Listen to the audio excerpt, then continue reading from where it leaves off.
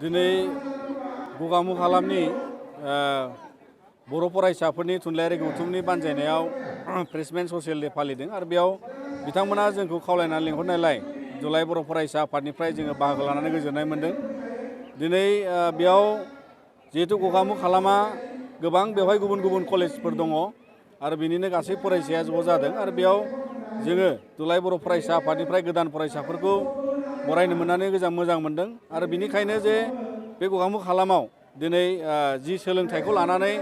दावगानांगौनि थाखाय बिथांमोनहा बेबायदि ज' जानानै थुबुर जानानै बायदि बादायलायनाय हाबाफारिजों लोगोसेयै बायदि बिथिङाव नोजोर बोनानै दिनैनि सायाव गोबां बिथांमोना जुजिलांनायनि जि थिरांथाजों बिथांमोना ज' जादों आरो बिनिखायनो जोङो बेवहाय दुलाराय बर' फरायसा आफादनिफ्राय जोंनि मावथांखि आरो जि गुन गोनां सोलोंथाइनि आदब आरो गुन गोनां सोलोंथाइनि जि बिथिं बेखौ नोजोर बोनानै जों बिथांमोनखौ बरायदों आरो खावलायदों जाहाथे इयुनाव बर' हारिखौ गेरेमसा खालामनो थाखाय जों आदब आरो गुन गोनां सोलोंथाइ लानानै जोंनि सुबुं दोन फेहेरनायाव जों बयबो लोगो जानांगोन, खामानि मावनांगोन। फारसेथिंजाय गेरेमसा हारि दानायाव आदब आरो गुन गोनां सोलोंथाइजों लोगोसेयै जोङो बड'फानि गोजोरथियारि मोनसे सोलायनाय मावथांखिजों समाज बिथिं, रांखान्थि बिथिं, गासै हा हुनि बिथिंखौ नोजोर बोनानै जाहाथे जोङो गावनि हारि महरै थांना थानायनि थाखाय जोङो मोनसे दिदोमथिखौ लांनायनि जि जुजिनाय बेवहाय बयबो फरायसाया बाहागो जायो, बिनि थाखाय जोङो गेवलाङै खावलायदों आरो बेखौ लानानै जोङो मिजिंथियो जे गगामुग ओनसोलनि बा नैबे धेमाजि हालाम बा लखिमपुर हालामनि बर' फरायसाफ्रा गासिबो बिथांमोना गोग्गो सोलोंथाइ लाना दावगालांगोन, आरोबाव बर' हारिखौ जौगाफारसे लांनायाव बिथांमोना मदद खालामगोन। सार, जोङो नुनो मोनगासिनो जोंनि बर' हारिनि फरायसाफ्रा गावनि सोलोंथाइखौ माने खम बाहागो लानायखौ जों नुनो मोनगासिनो, बिनि सायाव मा बुंगोन सार? दिनै जोंनि बर' फरायसाफोरनि गेजेराव जोङो नुनो मोन्दों दुलाराय बर' फरायसा आफादाबो जे गोबां समाव गोबां जायगायाव बायदि रोखोमनि थासारियाव सोरबा द्रप आउट जायो, सोरबा सोलोंथाइखौ गारो, सोरबाया माने बायदि न'खरनि थासारिखौ नायनानै सोरबाया सोलोंथाइखौ नागारनो नागिरो। दा बे गासै थासारिखौ जों खावलायगोन जे गासै थासारिनि समाधानखौ नागिरनानै जुजिनायाव सोलोंथाइखौ रावबो गारनो नाङा। मानो होनबा स्कलारशिपनि बेबस्थाबो थायो, फारसेथिंजाय गुबुन गुबुन रांखान्थि बेबस्थाखौ मदद खालामलायनो थाखाय गोबां सुबुंबो थायो। दा बिनि बेलायाव नोजोर बोनानै जाहाथे सासेबो फरायसाया गावनि सोलोंथाइखौ आद्रा खालामा आरो गोजौ फारसे बयबो सोलोंथाइखौ लांनांगौ आरो दावगासार जानो थाखाय जों नाजाबाय थानांगौ।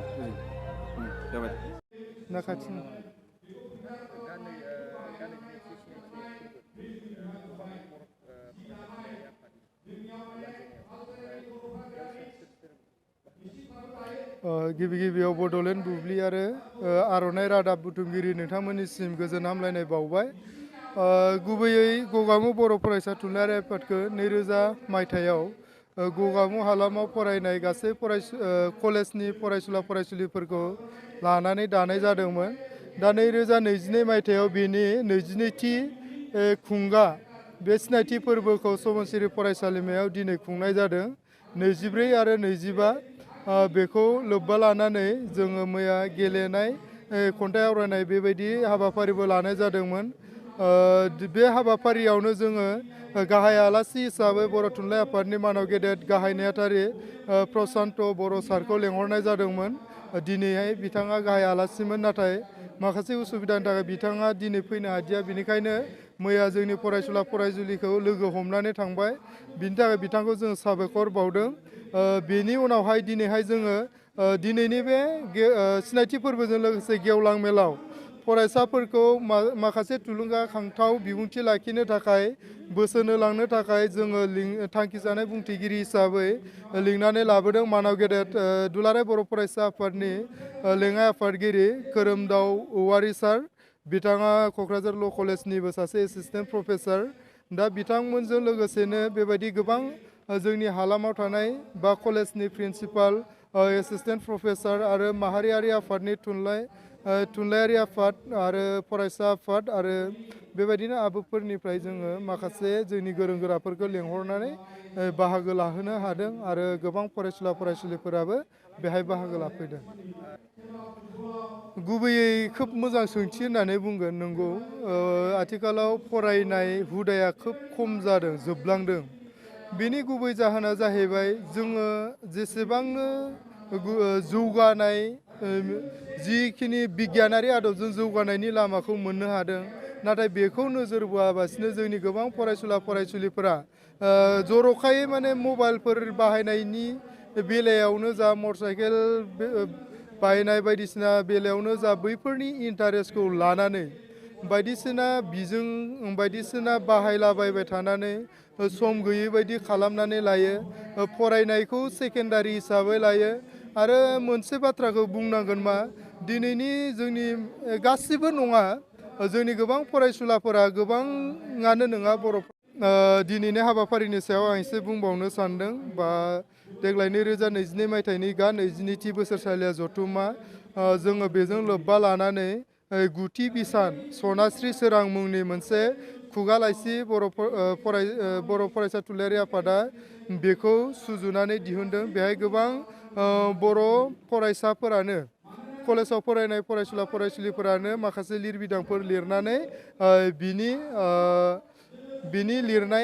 लिरबिदांफोरखौ हरनानै बिजाबखौ मोगथां महर होनो हादों आरो जों बे बिजाबाव जाय फरायसुला फरायसुलिफोरा 2022 मायथाइयाव गगामुग हालामाव थानाय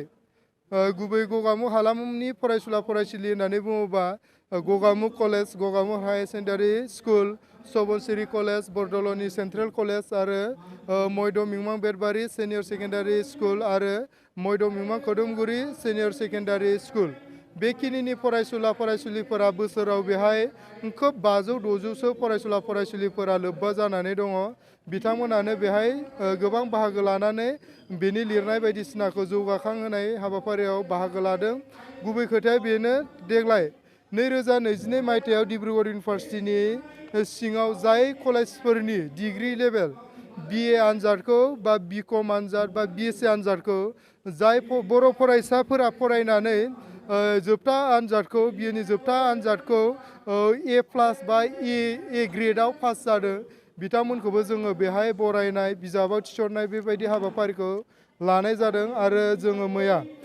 फुं समनिफ्रायनो